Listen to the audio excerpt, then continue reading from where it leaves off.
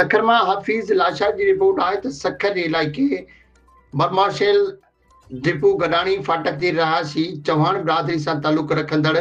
माउ ऐं धीअ पंहिंजे मुबैना सॻे रिश्तेदार जे तरफ़ां भाॼाई खे अगवा सोना ज़ेवर नक़द खणी वञण ख़िलाफ़ सखर प्रेस क्लब आॾो एहतजाज कयो आहे। एहतजाज में शरीक मुसम्मात ज़रीना ऐं उनजी धीअ मोरज़ादी मीडिया सां ॻाल्हाईंदे इल्ज़ाम लॻायो आहे त कुझु ॾींहं अॻु उनजे भाउ अब्दुल गनी चौहान संस घर वारी शाज़िया खे हिन जे मामे गुलाम हुसैन चौहान ऐं उनजे पुट नादिर चौहान मुबैना तौर में घर में दाख़िल थी ज़बरदस्ती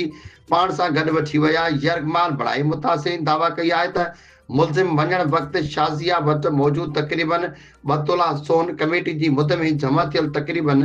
2 लख रुपया नक़द ऐं सामान खणी विया आहिनि। मुतासिर औरत जो चवणु आहे त जेकॾहिं हिननि सोन ऐं नक़द वापसि करण जो मुतालबो कयो त मुलज़िम हिननि सां बदतमीज़ी ऐं मौतमार